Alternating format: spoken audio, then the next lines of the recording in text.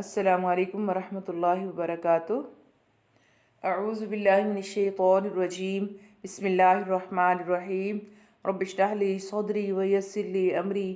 واحلل عقدۃ من لسانی یفقہوا قولی۔ ڈیئر اسٹوڈنٹس، امید ہے آپ ایمان اور صحت کے بہترین حال میں ہوں گے۔ اللہ تعالیٰ سے دعا ہے کہ اللہ تعالیٰ آپ سب کو اپنے حفظ و امان میں رکھے۔ پچھلی کلاس میں ہم نے پڑھا تھا کہ عرب کے معاشرتی، سیاسی اور مذہبی حالات کیسے تھے۔ آج ہمارا ٹاپک ہے رسول صلی اللہ علیہ وسلم کی ابتدائی زندگی۔ تو جیسا کہ آپ پڑھ چکے ہیں کہ پوری انسانیت اور خاص طور پر عرب کے لوگ گمراہی کے گھٹا ٹوپ اندھیروں میں بھٹک رہے تھے اور دنیا میں رشد و ہدایت کا نام و نشان تک نہ تھا۔ تو ایسے حالات میں اللہ تعالیٰ نے اپنے پیارے حبیب صلی اللہ علیہ وسلم کو مبعوث فرمایا اور آپ صلی اللہ علیہ وسلم پیدا ہوئے۔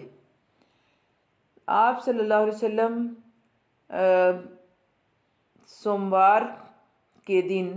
12 ربیع الاول عام الفیل بمطابق 12 اپریل 571 کی مبارک ساعت میں اس دنیا میں تشریف لائے۔ آپ صلی اللہ علیہ وسلم طلوع آفتاب سے قبل پیدا ہوئے اور آپ کے والد حضرت عبداللہ آپ کی ولادت باسعادت سے 4 ماہ قبل وفات پا گئے تھے۔ آپ کی والدہ کا نام حضرت آمنہ تھا اور آپ کے والد چونکہ وفات پا گئے تھے تو آپ کی کفالت کی ذمہ داری حضرت عبد المطلب نے نبھائی۔ حضرت عبد المطلب نے اپنے پوتے حضرت محمد صلی اللہ علیہ وسلم کو اپنے سینے سے لگایا اور خانہ کعبہ میں لے گئے اور ان کی درازی عمر کی دعا فرمائی۔ دادا نے آپ کا نام محمد رکھا اور آپ کی والدہ نے آپ کا نام احمد رکھا، اور مفہوم کے اعتبار سے محمد اور احمد میں نہایت ہی اعلیٰ ہیں اور دونوں میں تعریف کے معنی پائے جاتے ہیں۔ محمد یعنی جس کی بہت زیادہ تعریف کی گئی ہو، اور احمد جو بہت تعریف کرنے والا ہو۔ ٹھیک ہے، تو عبد المطلب نے حضرت محمد صلی اللہ علیہ وسلم کی پیدائش کے 7ویں روز قربانی کی اور تمام قریش کے لیے دعوت کا اہتمام کیا، اور دعوت کے بعد لوگوں نے بچے کا نام دریافت کیا تو حضرت عبد المطلب نے بتایا کہ میں نے اپنے پوتے کا نام محمد رکھا۔ لوگوں نے اس پر تعجب کیا کہ یہ کیسا نام ہے، تو آپ نے فرمایا کہ میں چاہتا ہوں کہ میرا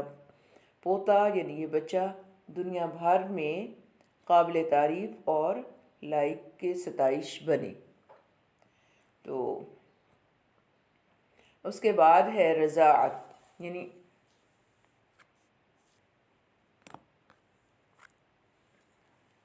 عرب میں رواج تھا کہ شہر کے امراء اور شرفاء اپنے بچوں کو پرورش کے لیے دیہات میں بھیج دیتے تھے تاکہ ان کے بچے بدوی قبائل میں رہ کر جرأت، شجاعت اور فصاحت و بلاغت کے اوصاف سے متصف ہو سکیں اور دیہات کے پرفضا ماحول کے اندر ان کی اچھی پرورش بھی ہو سکے۔ تو ولادت کے 8ویں روز نبی کریم صلی اللہ علیہ وسلم کو ابو لہب کی لونڈی صوبیہ کے سپرد کر دیا گیا تاکہ وہ آپ کی پرورش اور تربیت کریں، مگر چند روز بعد عرب کے دستور کے مطابق آپ صلی اللہ علیہ وسلم کو قبیلہ بنو سعد کی حلیمہ سعدیہ کے سپرد کر دیا گیا۔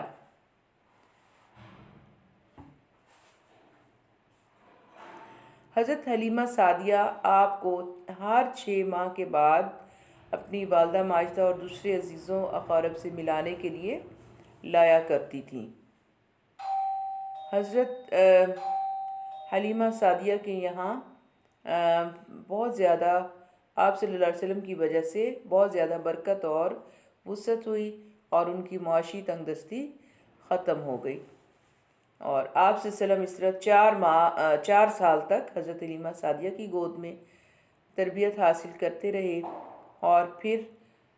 وہ آپ کو حضرت آمنہ کے پاس لے آئیں۔ آپ صلی اللہ علیہ وسلم کو حلیمہ سعدیہ سے بہت زیادہ محبت تھی۔ ایک مرتبہ وہ آپ کو ملنے آئیں تو آپ نے فرمایا کہ میری ماں، اور یہ کہہ کر آپ ان سے لپٹ گئے۔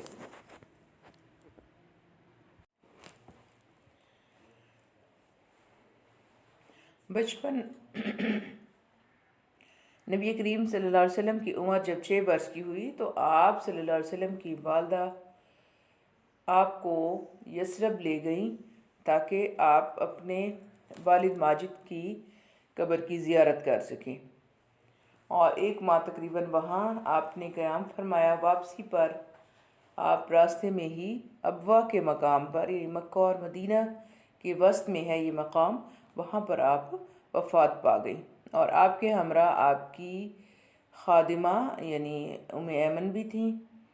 اور وہ آپ کو مکہ واپس لے آئیں۔ تو والدہ ماجدہ کی انتقال کے بعد آپ کی کفالت حضرت عبد المطلب نے فرمائی، اور آپ کی تربیت میں کوئی کسر نہ اٹھا رکھی تھی، اور عبد المطلب آپ سے بہت زیادہ محبت کرتے تھے اور ہمیشہ اپنے ساتھ رکھتے تھے، حتیٰ کہ آپ کے بغیر کھانا بھی تناول نہ فرماتے۔ اور 2 سال کے بعد آپ کی دادا کا بھی انتقال ہو گیا، اور اس کے بعد آپ کی کفالت حضرت ابو طالب نے یعنی ذمہ داری اس کی اٹھا لی، اور ابو طالب آپ کے چچا تھے، اور وہ آپ کو اپنی سگی اولاد سے بھی زیادہ عزیز جانتے تھے، اور انتہائی یعنی محنت اور انتہائی محبت کے ساتھ آپ کی تربیت و نگہداشت کی انہوں نے، اور حتیٰ کہ 12 سال کی عمر میں آپ صلی اللہ علیہ وسلم نے اپنے چچا ابو طالب کے ہمراہ ملک شام کا سفر شروع کیا، تو راستے میں بحیرہ نامی ایک عیسائی راہب نے آپ کو دیکھ کر کہا کہ آپ صلی اللہ علیہ وسلم میں انجیل کی پیش گوئی کے مطابق نبوت کی علامات پائی جاتی ہیں، یعنی انہوں نے آپ صلی اللہ علیہ وسلم کا چہرہ مبارک دیکھا تو وہ پہچان گئے کہ ان کے اندر نبوت کی علامات موجود ہیں۔ تو انہوں نے کہا کہ آپ اس بچے کو شام نہ لے کر جائیں، مجھے اندیشہ ہے کہ یہودی ان کو نقصان پہنچائیں گے۔ چنانچہ آپ صلی اللہ علیہ وسلم کے چچا ابو طالب آپ کو انہوں نے آپ کو واپس بھیج دیا، ٹھیک ہے۔ اس کے بعد ہے حرب فجار 586، یعنی آپ صلی اللہ علیہ وسلم کی عمر مبارک اس وقت صرف 15 برس تھی۔ قریش اور قبیلہ قیس میں جنگ شروع ہو گئی، اور یہ لڑائی حرمت والے مہینوں میں ہوئی۔ تو حرمت والے مہینوں یعنی ذیقعد، ذی الحج، محرم اور رجب میں دین ابراہیمی کے مطابق لڑنا ممنوع تھا، تو اس وجہ سے اسے حرب فجار یعنی فاجروں کی جنگ کہا جاتا ہے۔ اور اس میں چونکہ قریش جو تھے وہ حق کی جانب تھے، تو اس لیے آپ صلی اللہ علیہ وسلم نے قریش کا ساتھ دیا، لیکن آپ نے کسی پر تلوار نہیں اٹھائی اور ذاتی طور پر محترم مہینوں کا احترام کیا۔ اس کے بعد حلف الفضول ہے کہ عرب کے قبائلی نظام میں لوٹ مار اور جاہلی رسومات نے عرب کا سکون برباد کیا ہوا تھا، اور ہر کوئی جو تھا وہ دوسروں کو تنگ کرتا تھا، اور اس طرح کی وارداتوں سے اور لڑائی جھگڑوں سے عرب کے لوگ تنگ آ چکے تھے۔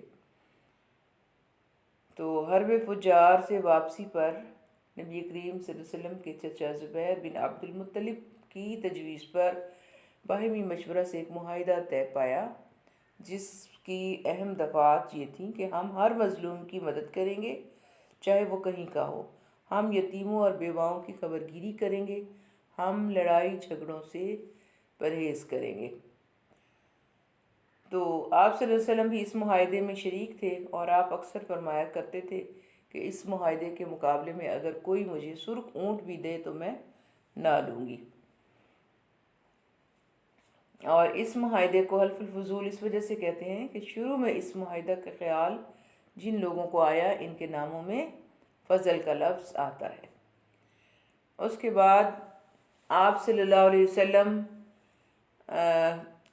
کے مشغلے کے بارے میں ہے کہ آپ صلی اللہ علیہ وسلم نے تجارت کا پیشہ اپنایا، اور آپ صلی اللہ علیہ وسلم نے تجارت میں ہمیشہ سچ بولا، اس وجہ سے لوگوں نے آپ کو صادق کا لقب دیا، اور آپ صلی اللہ علیہ وسلم نے ہمیشہ امانتوں کا پاس رکھا، اس لیے آپ صلی اللہ علیہ وسلم کو الامین کے نام سے موسوم کیا جاتا ہے۔ آپ صلی اللہ علیہ وسلم کی شادی جو تھی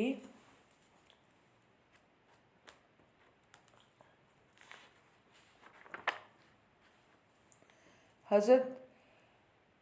خدیجہ رضی اللہ تعالی عنہ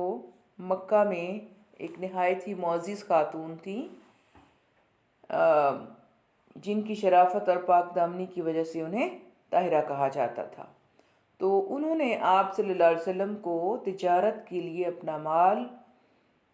دیا کہ وہ آپ صلی اللہ علیہ وسلم ان کا مال لے جاتے تھے، اور انہوں نے اپنا ایک غلام بھی آپ کے ساتھ بھیجا، ٹھیک ہے۔ تو اس غلام نے آ کر آپ کو واپسی پر تمام روایات سنائی کہ کس طرح آپ صلی اللہ علیہ وسلم امانت اور دیانت کے ساتھ تجارت کرتے تھے، اور جب آپ ان کا سامان لے کر جاتے تو منافع بھی کئی گنا زیادہ لے کر آتے۔ تو اس طرح میسرہ نے آپ صلی اللہ علیہ وسلم کے بارے میں بہت زیادہ یعنی اچھی رپورٹ ان کو دی، وہ بہت زیادہ متاثر ہوئیں، اور حضرت خدیجہ رضی اللہ تعالی عنہا نے آپ کو آپ کے چچا ابو طالب کے توسط سے شادی کی دعوت دی۔ تو آپ صلی اللہ علیہ وسلم نے اپنے چچا کی اجازت سے یہ دعوت قبول کی، اور آپ کے چچا نے خود نکاح بھی پڑھایا۔ اس وقت حضرت محمد صلی اللہ علیہ وسلم کی عمر 25 سال تھی، اور حضرت خدیجہ کی عمر 40 سال تھی۔ یہ شادی بہت زیادہ کامیاب ہوئی، اور دونوں ایک دوسرے کے غم خوار اور جانثار تھے۔ حضرت خدیجہ کے بدن سے آپ کے 3 بیٹے اور 4 بیٹیاں ہوئیں۔ بیٹوں میں قاسم، عبداللہ اور ابراہیم تھے، جو قبل از نبوت وفات پا گئے، اور بیٹیوں کے نام حضرت زینب، حضرت رقیہ، حضرت ام کلثوم اور حضرت فاطمہ۔ بیت اللہ کی تعمیر نو۔ نبی کریم صلی اللہ علیہ وسلم کے زمانہ میں بیت اللہ کی دیواریں سیلاب کی وجہ سے شکستہ ہو گئی تھیں، یعنی ٹوٹ پھوٹ کا شکار ہو گئی تھیں، چنانچہ اہل مکہ نے اس کو نئے سرے سے بنانے کا فیصلہ کیا۔ اس کی تعمیر کے دوران جب حجر اسود نصب کرنے کا وقت آیا تو تمام عرب کے قبائل اس سعادت کو حاصل کرنے کے خواہش مند تھے،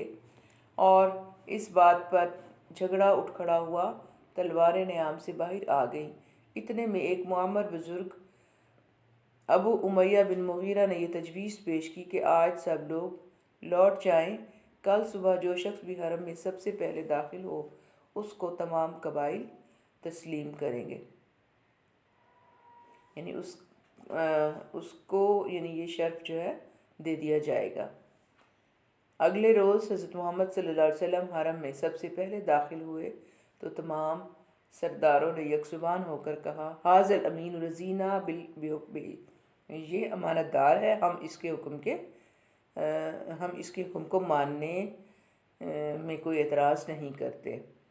اور آپ صلی اللہ علیہ وسلم نے یہ فیصلہ کیا کہ ایک چادر لائی جائے، اور آپ صلی اللہ علیہ وسلم نے اپنے دست مبارک سے خود اس چادر پر حجر اسود رکھا، اور تمام سرداروں کو کہا کہ ایک ایک کونا وہ چادر کا پکڑ کر حجر اسود کو بیت اللہ کے قریب لے آئیں، اور آخر میں آپ نے خود وہاں چادر پر سے حجر اسود کو اٹھا کر خانہ کعبہ کی دیوار میں نصب کیا۔ تو اس طرح جو ہے ایک بہت بڑا تنازع آپ نے بڑی حکمت اور آسانی کے ساتھ حل کر دیا۔ اس کے بعد قبل از بعثت نبوی زندگی۔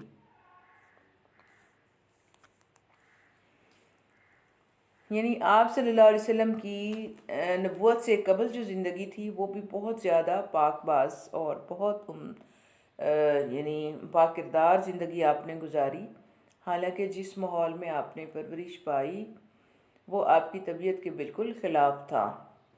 تو چونکہ اللہ تعالیٰ نے آپ کو ایک بہت بڑے منصب سے سرفراز کرنا تھا، لہٰذا آپ کی زندگی ابتدا سے ہی اہل عرب کے مشرکانہ رسومات اور خرافات سے پاک تھی۔ آپ صلی اللہ علیہ وسلم کی طبیعت کو اللہ تعالیٰ نے فطرت سلیم عطا فرمائی تھی، اور بچپن سے ہی آپ نیک سیرت تھے، اور آپ ہمیشہ جو ہے آپ کا کردار وہ بڑا ہی یعنی منفرد رہا، اور تمام لوگوں کے اندر ممتاز مقام آپ رکھتے تھے۔ نبوت کے منصب پر فائز ہونے سے 7 سال قبل آپ ایک روشنی اور چمک آپ کو نظر آئی۔ اس روشنی کو پا کر آپ کو بہت مسرت ہوئی، اور وقت گزرتا گیا، آپ نے جو وقت گزرتا گیا آپ صلی اللہ علیہ وسلم کے اندر خلوت نشینی کی محبت بڑھتی گئی، اور آپ صلی اللہ علیہ وسلم پانی اور ستو لے کر مکہ سے 3 میل دور پہاڑیوں کے سلسلہ میں غار ہرا تشریف لے جاتے، اور ہر سال رمضان اسی غار میں گزارتے۔ اس عرصہ میں آپ جو خواب دیکھتے اگلے روز وہ سچے ثابت ہو جاتے۔ اس طرح جو ہے کچھ عرصہ تک آپ غار ہرا جاتے رہے، اور جب آپ کی عمر مبارک 40 برس کی ہوئی تو 9 ربیع الاول بمطابق 12 فروری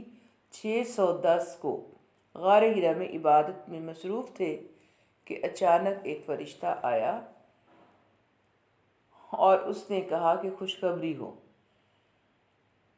آپ اللہ تعالیٰ کے رسول ہیں اور میں جبرائیل ہوں۔ اور اس کے بعد روح الامین نے کہا کہ اقرأ، پڑھیے۔ آپ نے جواب دیا ما انا بقارئ، میں تو پڑھا ہوا نہیں ہوں۔ تو حضرت جبرائیل نے پھر آپ کو فرمایا کہ پڑھیے۔ تو اس کے بعد آپ صلی اللہ علیہ وسلم نے پھر وہی جواب دیا، تو حضرت جبرائیل نے آپ کو اپنے سینے سے لگایا اور بھینچا اور فرمایا کہ پڑھیے۔ تو آپ صلی اللہ علیہ وسلم نے اللہ تعالیٰ کا یہ کلام جو حضرت جبرائیل نے آپ کو پڑھایا، آپ نے پڑھا اقرأ بسم ربک الذی خلق، خلق الانسان من علق، اقرأ وربک الاکرم الذی علم بالقلم، علم الانسان ما لم یعلم۔ اس کے بعد آپ صلی اللہ علیہ وسلم گھر واپس آئے تو آپ نے ان آیات کو دہرایا۔ آپ صلی اللہ علیہ وسلم اس نئے تجربے سے گھبرائے ہوئے تھے اور خوفزدہ تھے، اور حضرت خدیجہ رضی اللہ تعالی عنہا سے فرمایا کہ زملونی زملونی، کہ مجھے کمبل اوڑھا دو، اور اس کے بعد آپ صلی اللہ علیہ وسلم لیٹ گئے۔ تھوڑی سی طبیعت جب بہتر ہوئی تو آپ نے ساری بات حضرت خدیجہ کو سنائی، تو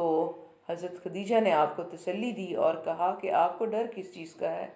اللہ تبارک و تعالی آپ کا نگہبان ہو، آپ کو اللہ تعالیٰ کبھی غمگین نہیں کرے گا، کوئی غم نہیں آنے دے گا آپ کے پاس، کیونکہ آپ رشتہ داروں سے نیک سلوک کرتے ہیں، امانت دار ہیں، سچ بولتے ہیں، لوگوں کا بوجھ اٹھاتے ہیں، ناداروں کے دستگیر ہیں، تو اور مہمانوں کی خاطرداری کرتے ہیں، تو اللہ تعالیٰ آپ کو کبھی بھی مایوس نہیں کرے گا۔ اور آپ کو اپنے چچا حضرت ورقہ بن نوفل کے پاس لے گئیں، اور انہوں نے آپ صلی اللہ علیہ وسلم کو دیکھتے ہی پہچان لیا اور کہا کہ یہ آپ اس امت کے نبی ہیں، کیونکہ حضرت ورقہ بن نوفل جو تھے وہ تورات اور انجیل کے ماہر تھے، اور وہ خود بھی فطرت سلیم اور دین فطرت پر تھے، اور لیکن انہوں نے کہا کہ اگر میری زندگی نے اجازت دی تو میں ضرور آپ کا ساتھ دوں گا، لیکن ان کی زندگی نے ساتھ نہ دیا اور وہ 6 ماہ کے بعد ہی انتقال کر گئے۔